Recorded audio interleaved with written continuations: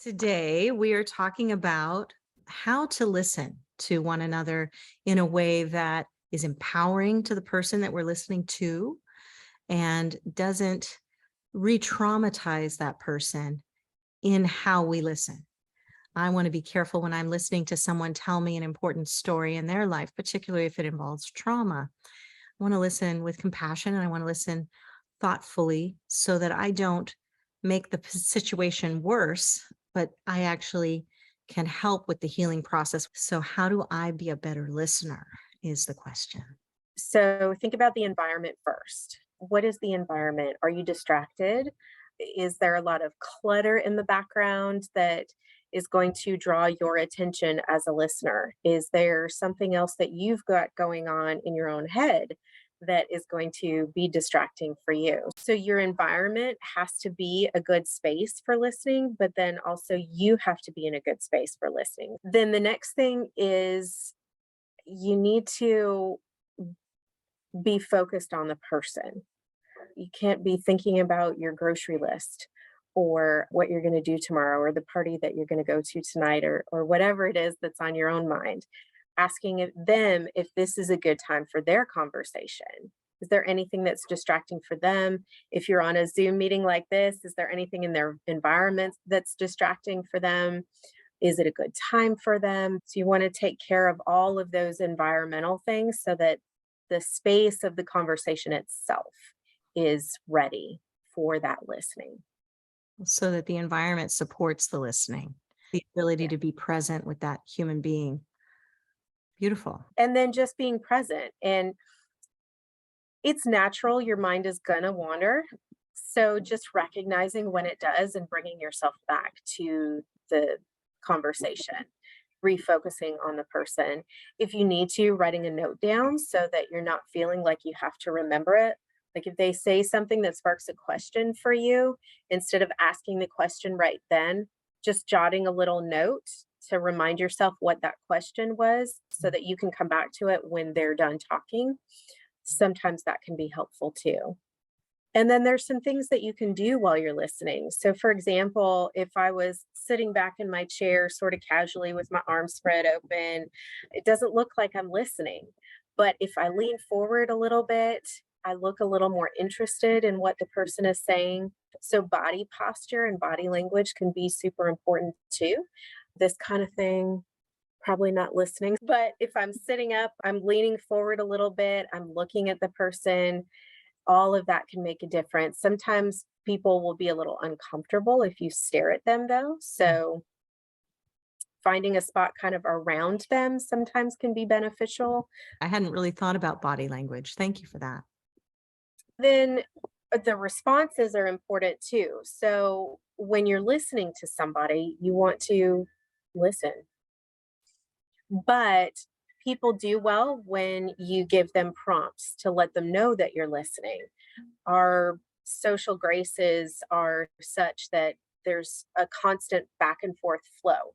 So you don't want to necessarily sit and quietly listen because then the other person might assume that you are off in your own little world in your head. So head nods, minimal prompts are things like, yes, go on, those sorts of things. Something else that you can do is just repeat something that they say. Something like if I were to tell you that the sky is blue, you might just say blue in response or sky in response. Those are minimal prompts Mhm. where you're just repeating one thing that you find of interest that you think might keep the conversation going. But in particular, when listening to something traumatic, we want to show empathy. And empathy is shown by paying attention, not necessarily to what's said, not necessarily to the facts of the story, but to the feeling of the story. When you're listening to a traumatic story, responding with the feeling that you are feeling based on what they are saying. If what they're telling you sounds like it was difficult or traumatic or sad, whatever feeling that you're getting, you can say something like that, just responding with, wow, that must have been so difficult. And then just letting them continue. So that validates possibly what they might have been feeling at the time. It acknowledges your own feeling about their story and gives them the space to continue on. It's called reflecting feeling. It's a counseling technique. Listening for the feeling can be very helpful with traumatic experiences. Not asking a lot of questions about the facts. The facts aren't important. What's important is, how did it make them feel? How did they respond to it? So you could ask questions like that if you were going to ask questions like, wow, what did you do next? So if you notice, even the tone of my voice is a very curious but supportive tone, like being supportive of that, that must have been difficult. So my tone has this, wow, thank you so much for sharing that with me. What happened? Mhm. Right? So, or what happened next, or something like that, or that must have been so difficult. How did you navigate that? Those sorts of things can be pretty impactful for the other person. So, just kind of coming from a space of, no matter what they say, that you believe it. Mm, beautiful. And the purpose of believing another person and telling a traumatic story, even if it sounds like completely unbelievable, the gift of believing them makes a huge difference in their ability to own their story. Is that what the value of believing is? It's not just that, but also the validation of you're not alone. When Mhm. we share our stories, especially traumatic stories, it it essentially shares the weight of it. So Mm, when we have a traumatic experience and we hold on to that, we carry the weight of that secret all by ourselves. And sharing that story with another person allows us to have that person carry some of the weight of it. mm, So regardless of how unbelievable it sounds, it's important that we acknowledge that person's perspective, because it's possible that they might have gotten some detail wrong or some fact wrong, or that for themselves, they have possibly seen it as something bigger than in facts that it was. mm, It doesn't matter. To them, that is their story. mhm. Right? And so we need to acknowledge that and come from that space. We have to meet people where they are. And if where they are is this really big story, then that's where we need to meet them. So having somebody listen to your story and just believe you, no matter what it is, it creates a safe space. And ultimately, that's what we want to do. We want to create that safe space, because trauma breaks two things for us. It breaks our sense of safety, which breaks our ability to connect with one another. And connection is fundamental, it's a fundamental human need. We all need to connect with someone or something. And so when our sense of safety is broken, we have to find that safety again before we're able to connect again. So, honoring that person's story, believing their story no matter what they say to you, that creates that safe space, which is the beginning of being able to connect again. Wow, that's huge. Thank you for that. What if someone is downplaying their story instead of exaggerating, but downplaying it like, oh, it's just, he just kind of maybe he accidentally, bumped into me and grabbed me or whatever. How do I support someone who may be minimizing what really happened? You can do a couple of different things. You can just meet them exactly where they are and say, oh, okay, well, I'm glad it wasn't that big a deal to you. And just meet them right where they are. But oftentimes, when people are downplaying their story, it's because somebody has downplayed it for them.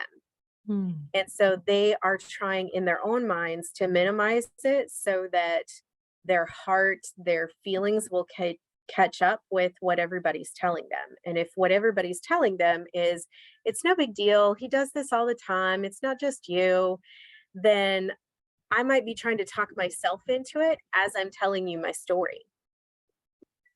And so I think it's okay to acknowledge some dichotomy there. So I hear you saying that it's no big deal. I'm not sure I would feel the same way. So, I mean, kudos to you for being able to make it so small, something that feels so big to me. So, acknowledging the way it feels to you while still Mhm. empowering them that if they want to view that as a small thing, that that's okay too. I really like the allowance that you give to the storyteller, wherever they want to be with it, however they want to hold it, to empower them to hold it how they choose to hold it. And I don't need to make it bigger and I don't need to make it smaller. Sometimes I fear that some story somebody tells me is going to impact the story of my own life. And if I haven't already done my own healing work, it could get triggered in myself. And then I'll just experience kind of a PTSD experience in the middle of trying to listen to another human being. So as a mental health professional, I'm sure you've had lots of years of training to recognize your own story and how it impacts your emotional body, and how then you as a listener might get triggered by someone else's story. And how do I help them carry their story and not get mine interwoven in a way where I can't even tell who's who anymore? Yeah, that's a big one. And it is something that we talk about quite a bit in the counseling profession. What you just described is something we call counter transference. Transference is where the individual that's telling their story has some feelings about you as their counselor. Counter transference is where you, as the counselor, then feel those feelings too, or you get triggered in some way. And that happens. It's pretty advanced counseling skill to use that as part of the counseling itself. But for our purposes here, what I would say is just acknowledge it internally. So it's okay to recognize that as you're talking that I'm being triggered right now, but to some degree compartmentalize that. If you're taking notes, it might be something where you just jot down a note that you were triggered about this thing, and then like literally on your page you box it off, like you put it in a box, sorted to symbolize to yourself, okay, I'm going to box this up for now because it's not appropriate in this room right now, we're focused on the other person, Mhm. but I'm going to come back to it later. And it's important that you do come back to it later, because when you've been triggered you do have to do something with that, otherwise it'll get bigger, and you don't want it to get bigger. So you can do something like that, or you can simply acknowledge to the other person, like, wow, as I'm listening to your story, I'm noticing that I'm feeling some of my own stuff come up. And then you use that. You don't need to say any more than that. You just use it to ask them how they're doing. Like, I imagine that it must be difficult for you to talk about this. Are you feeling okay right now? Do you need a break? Right? So that's a good time to acknowledge the gravity of what they're saying because you're feeling the gravity of it. Those kinds of questions just to check in with them, because when you're feeling it, they probably are too. Great. Naming it and owning it, if that's what's popping up for me. Thank you. Right. So a lot of listening is just being very present to what's happening, and not just what's happening in the words, but what's happening in the body language or the physiological responses, or even your own feelings when you're having that stuff pop up, recognizing that they may be having something similar go on, and just checking in with them. Are you Mhm. okay? Mhm. What do you need right now? Oh, nice question.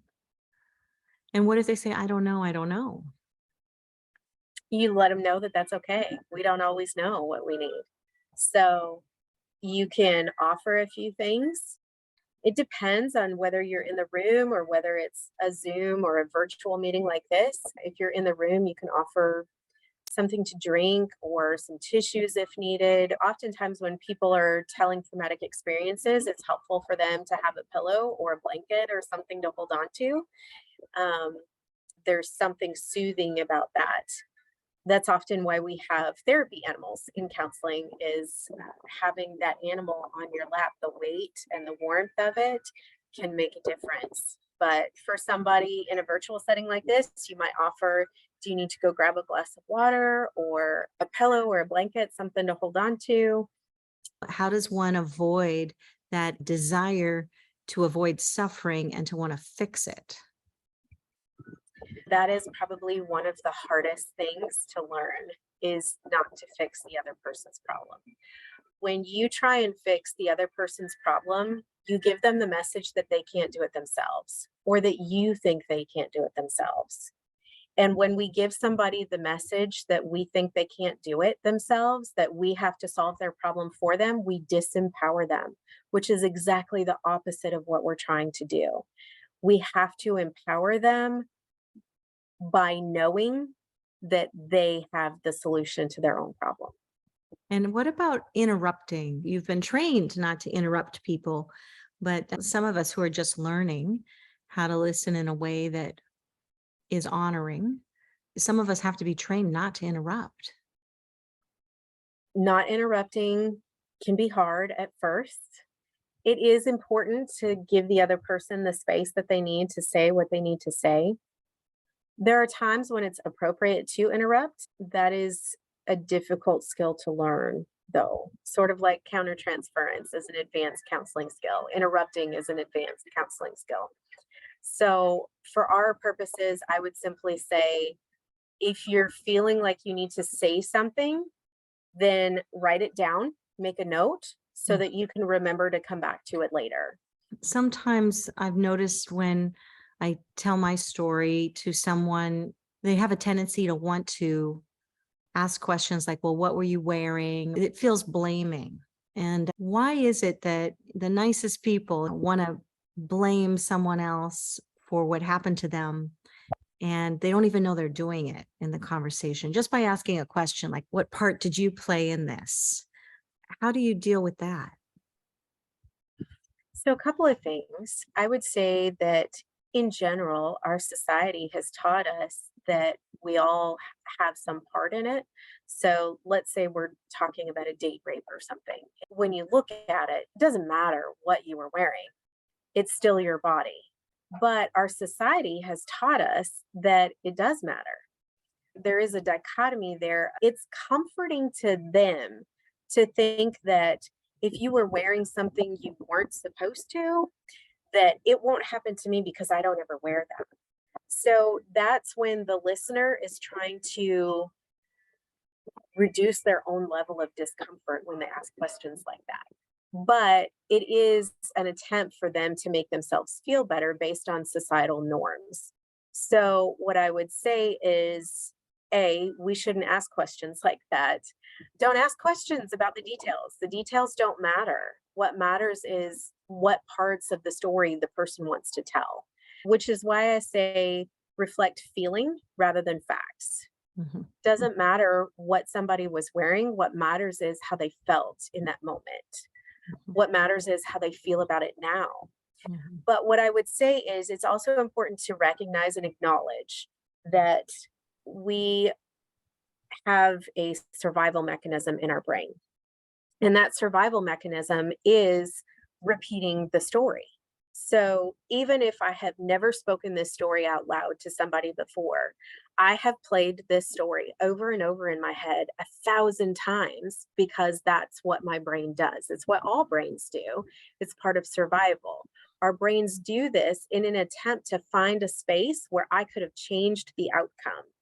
And a lot of times there is nothing we could have done to change the outcome, but we do go through that process regardless. Just as an example, from 9/11, there was a young child that was receiving counseling because he had seen the buildings on fire. And he was going over the story in therapy. And ultimately, he decided to draw a picture of the Twin Towers. And at the bottom of the towers, he put trampolines so that all the people that he saw fall could have just jumped on a trampoline and been okay. And so for him, that was his decision. That's the way his brain decided that it could have been okay if there had been trampolines. The point of the story is that ultimately that's what he needed. He needed to find something that would have changed the outcome, and he did. And shortly after that, he was done with therapy because he had found the change that needed to happen. Similar for us, when we have a traumatic experience, we play it over and over again until our brain says, ah, that's what we could have done different. So that's part of where that, well, what were you wearing comes up, because if I can decide that instead of wearing dresses, I'm now only ever going to wear pants, then maybe that's the way my brain decides that I'm now safe in the world and I don't have to play that story over and over again in my head. So I think it's also important to acknowledge that whatever it is that we are deciding, that that's okay. So as a woman, if I want to wear pants for the rest of my life, I can do that, right? And if that's ultimately what makes me feel safe in the world, okay, what does that matter? But if ultimately I decide there isn't anything that I could have done differently, and my brain sort of settles down that repeating the story over and over again with my deciding that that was the case, then that's okay too. And if that means I can still wear dresses and feel like I'm safe in the world, great. A lot of it is very internal, and it's about the individual person and what it is they need to feel safe, whether that's making some kind of life altering decision, like what you're going to wear for the rest of your life, or making a drawing with trampolines at the bottom of a building so that people can be safe. Whatever that is, we need to honor for that person. What happens if I'm listening to someone and I disagree with something they're saying, like they're blaming themselves for what happened to them? And they say, oh, it was probably my fault. It was what I was wearing. Like I would never ask that question, but I could hear someone telling me that. And then how do I respond to that? So that's a really good question, because that does happen sometimes. But here's the thing, from our perspective, again, we want to honor the person and where they are. So you just acknowledge it. Like, wow, I hear that you're wanting to take the blame for this. Is that really where you are? Like, are Mm. you wanting it to be your fault? Do you believe that it's your fault? Do you want me to believe that it's your fault? Mm. I think it's okay to ask those questions and just kind of speak it out. And that's where I come back to being very present in that moment, because sometimes you know ahead of time, based on some of the things that they've said before, that they don't want it to be their fault, but they're trying to come to grips with it in that way. And sometimes, because you've listened to the other things that they have said in that moment, you recognize that what they need is, well, I don't think it was your fault, but you don't ever want to discount what somebody is saying. So if they're saying that it was their fault, then that's where they are, and you have to meet them there. But it's okay if you disagree with them. Like, wow, I, I mean, I see lots of other things that could have gone wrong. I don't see that it was all your fault, but I'm willing to accept that if that's where you need to be. So it's okay to take some of that and just recognize it. Like, wow, so it was all your fault? Okay. And that self blame, is that part of a typical process that someone might go through after a sexual assault? Sure. If you look at trauma from a survival mechanism, it makes a lot more sense.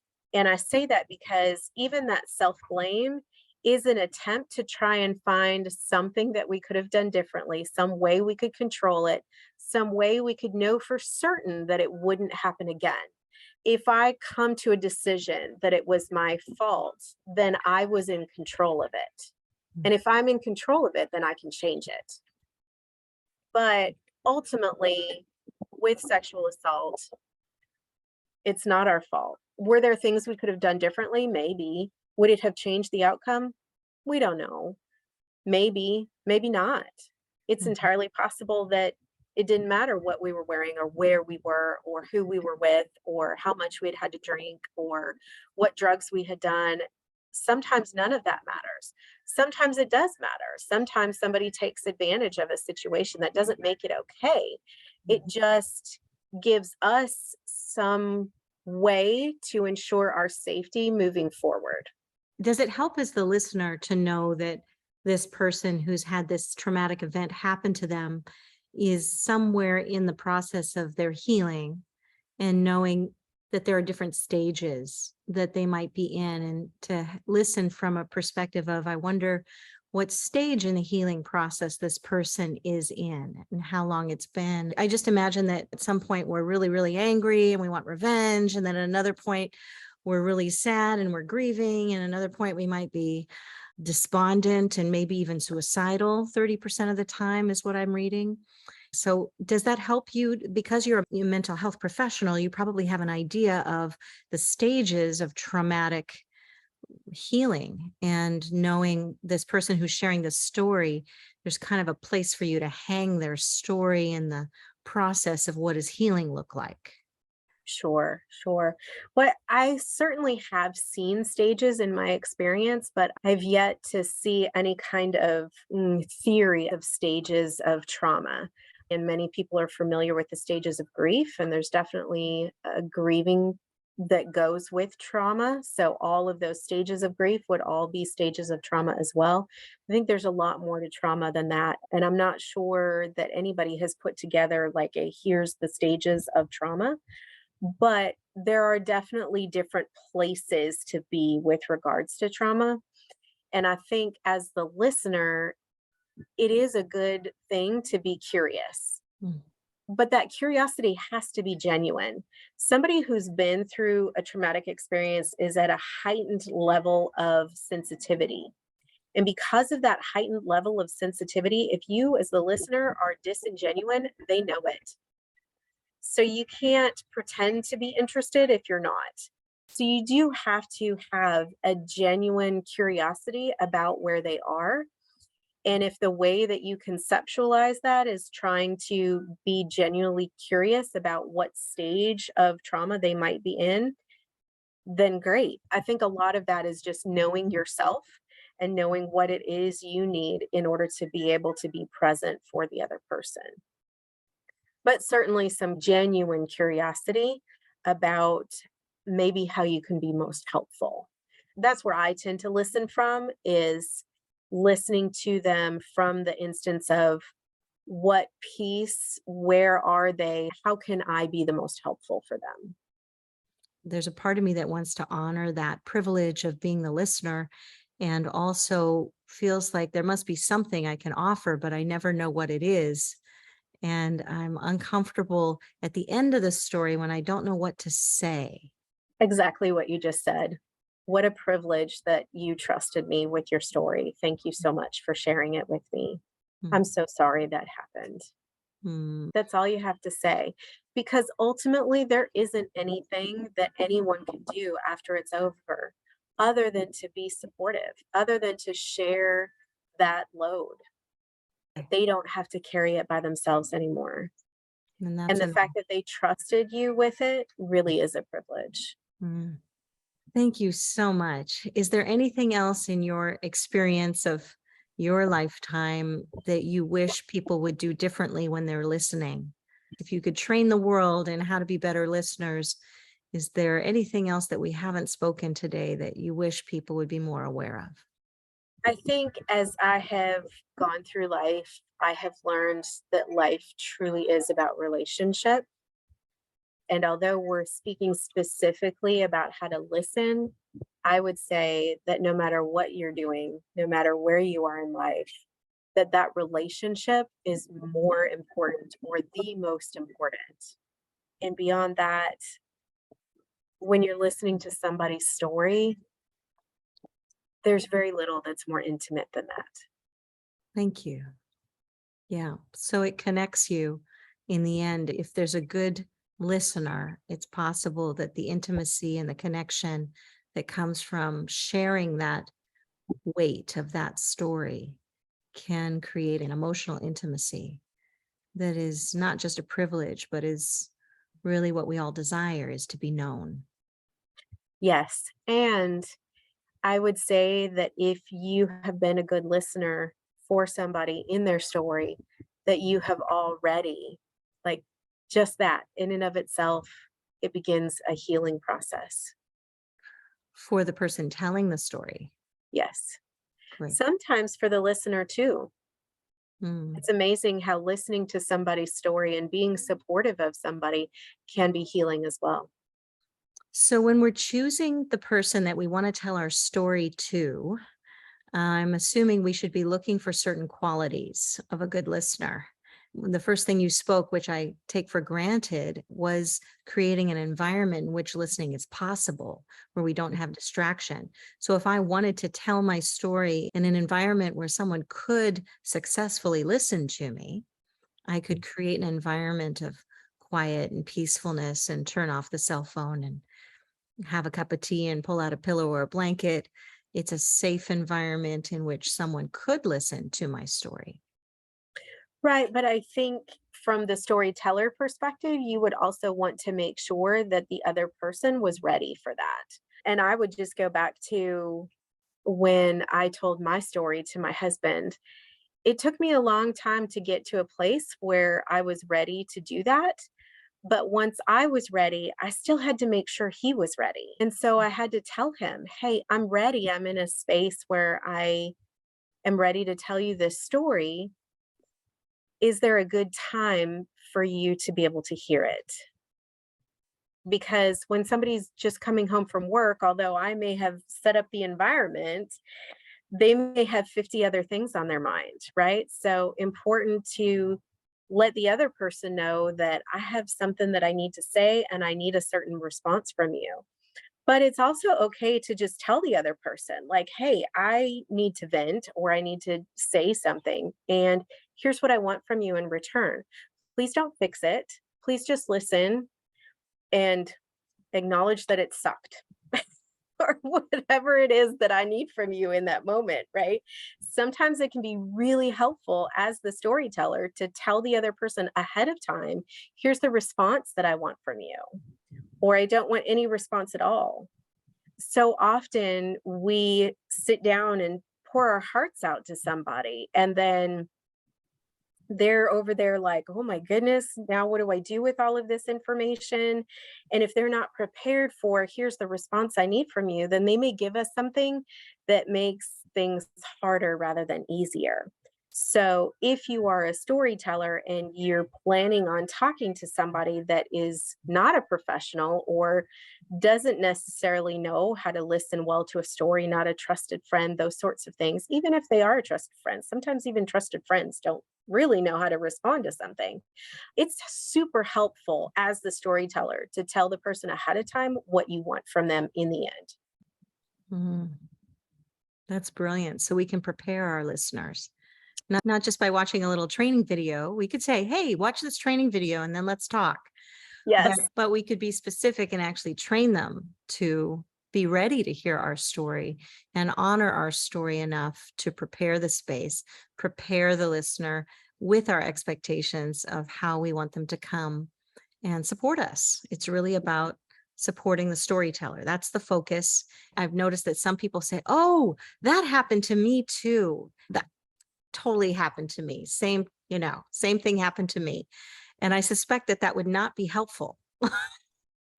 Right. Generally not helpful. I mean, it is helpful at some point to know that you're not alone and that it does happen, but in that moment, that's not what you need, right? In that moment, you need just that space of, wow, I'm so sorry you had to go through that.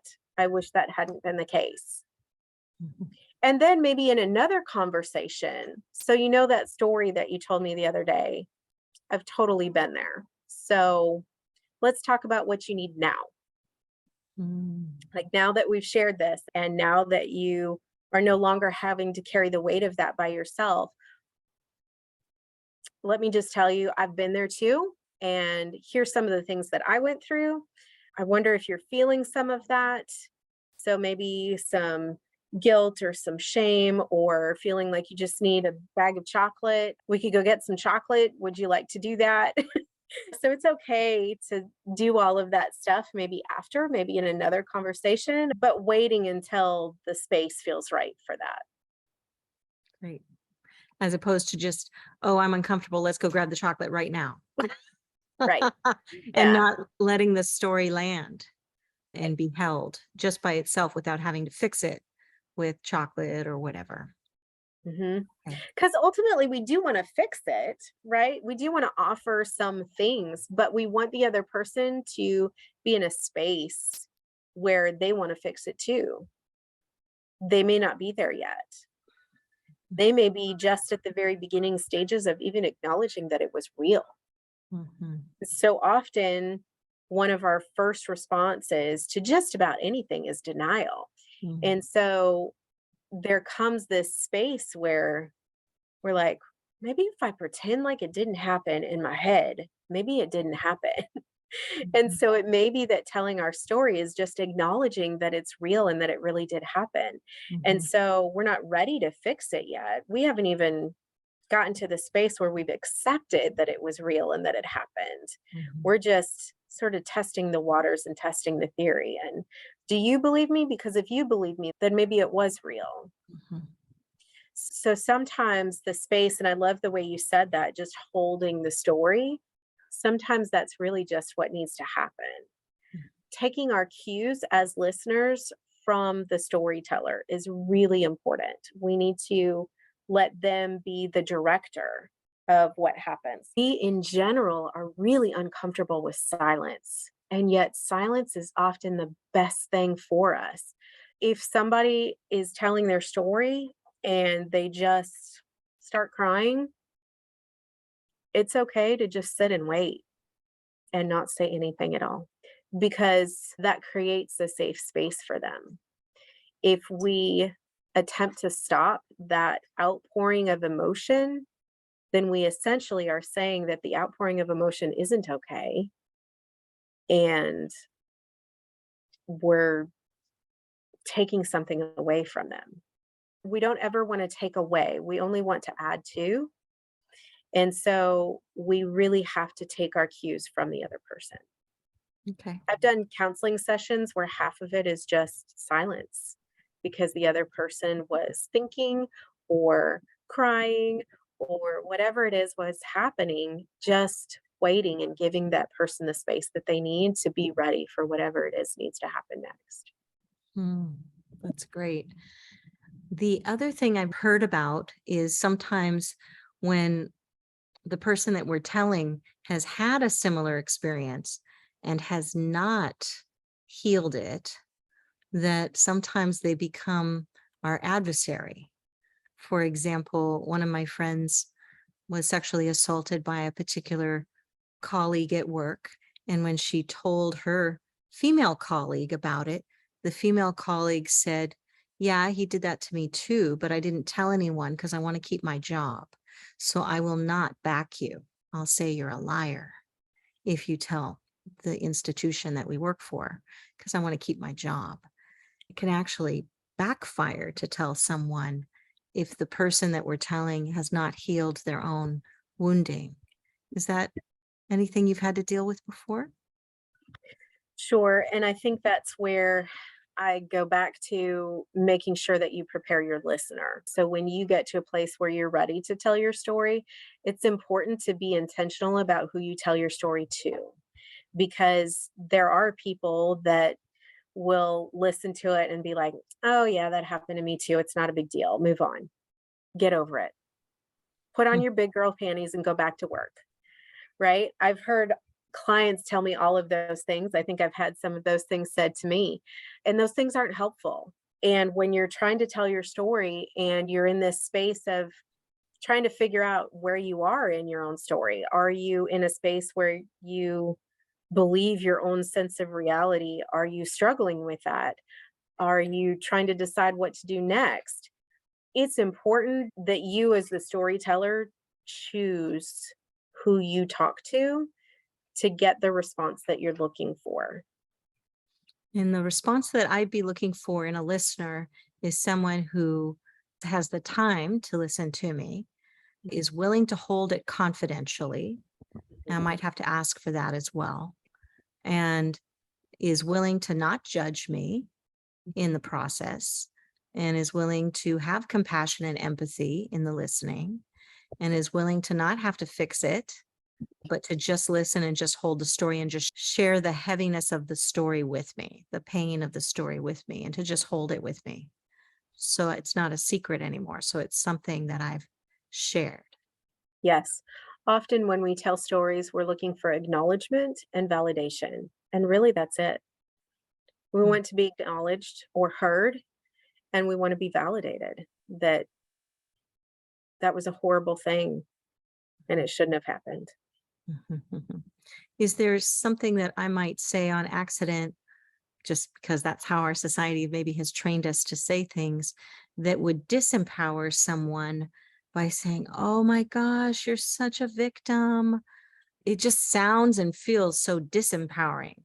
If someone said that to me, "Oh, you poor thing, you're such a victim," you know? It's like that is not the response I'm looking for. So, what is your experience with how to train people not to go there? I just have to go back to, as the listener, you really have to take your cues from the storyteller. Partially because there are some people that that is exactly the response that they're looking for. They want to be held, they want to be nurtured, and somebody acknowledging that they're a victim and that they're a poor thing is exactly what they're looking for. So, really, you've got to take your cues from the storyteller. And sometimes, if you don't know, you just ask them what they need. I think it's important to acknowledge the story, and I think it's important to reflect feeling if you can, because that's validating. But then beyond that, I think you have to take your cues from the storyteller. We're all going to mess up in our responses. We're all going to read the cues wrong. Even as a professional, I've read the cues wrong and had to say, I'm so sorry. I totally missed it. Help me understand what it is that I missed. And it's okay to do that as long as you are fully involved in the moment with the storyteller. It's okay if you get it wrong. But when you get it wrong, don't get defensive about it. Just say, "Oh my goodness, I got it wrong. I'm so sorry. Tell me what I missed. If you can help me get it right. I want to be what you need in this moment. Tell me what that is." Nice. Wow.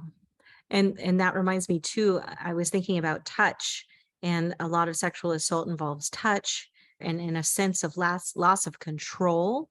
And I'm imagining that after a sexual assault, someone may prefer to have bodily boundaries in place and integrity of their clear physical boundaries, and they may not want to be touched, and how to ask for what level of touch someone might want, not just run up to them and give them a big hug without asking for something first. Right. I think it's important to ask if you're feeling like offering that physical touch might be helpful. I think it's okay to offer it, but be careful about how you do it. Our words really do matter. So there's a difference between can I give you a hug and can I have a hug? Mm. And we don't think about those subtle differences, but that's a significant difference, especially to somebody that's recently experienced a sexual assault. Are you asking for something of them or are you offering something to them? And when I'm offering something to you, you can decline. When I'm asking something of you, a lot of people have a much more difficult time with that. Because it's hard to say no when someone's asking something. Yes. Mm. Got it. Wow, that's great. Thank you. Mm, Anything else about being a good listener that you wish everyone in the world knew? not that I can think of. You make it so simple. I'm so grateful. I thought it would take years of mental health training to get to the point where I would be a good listener for a traumatic moment.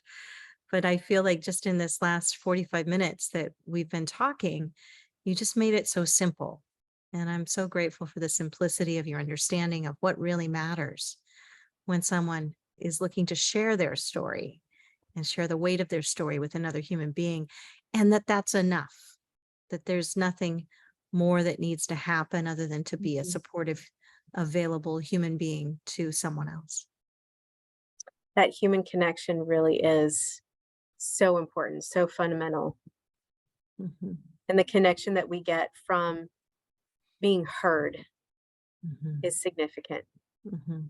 I think we're maybe making an assumption because of how you and I were raised as sisters, that we had a pretty generous family, generous mother with love, and that we're coming from a place of wanting to be a contribution to the person telling the story, as opposed to what can I get out of this? The whole purpose of the listener is to support and contribute to the story and the person telling it. True. Yes. That's the intention. Yeah, wonderful. And the hard part is, in my view, is doing that in presence that isn't also projecting my own judgments, because that could be really disturbing for someone to share such a vulnerable, intimate story and then to feel any kind of judgment happening in the listener. I would say that anybody that is listening to stories on a regular basis needs to have their own space to Mm, decompress. mm, Just like counselors have their own counselors, whether we do it with our peers or we have somebody in our life or we have a counselor, it's very important that when you are carrying the weight of somebody else's trauma, mm, that you don't do that by yourself either. mm. So you have to process through it. Oh, that's great to know. The listener's self care. To be able to be there for another human being, we have to have support from others, Yes. or at least give ourselves some decompression time. Yes, exactly. Yeah, Mm. we can't hold on to it. We have to let it flow through us. Oh, that's really important. Mhm. Thank you. Wow. And Wow. that doesn't necessarily mean taking somebody's story and then telling it to somebody else, but it does mean taking that story. But everything that we do has energy. People's stories have energy. And when we take some of that energy from the other person and we hold on to it, it could get stuck for us too. So we have to have, exactly like you said, we have to have self care of some kind to allow that energy to continue to flow through us instead of getting stuck with us. So, whatever that is, for me, I love doing puzzles. So, I do a lot of puzzles. I love talking to people. So, I talk to people. I have a puppy. I mean, there's all kinds of different things. Play is incredibly important. And I think as adults, we totally forget that. Mm. But play, whatever that looks like for you, whether it's puzzles or puppies or playing with kids or scuba diving or whatever it is, you have to play. You have to have a way to release that energy that you are accepting from other people. Great. Yay. Because there's no point in being martyrs. No, Let it flow through. Let it flow. That's yes, beautiful. Wow. Thank you for that reminder of self care for all of us so that we can be absolutely. there and be available to listen to one another. And so that we can then rejuvenate and be available to listen to another story. We've got lots of stories on this planet to heal still. And if we can share them and not just hold them ourselves, I think it would make a huge difference. Yes. Thank you for helping us know the grace of what's possible in our storytelling and in our listening and the power of listening.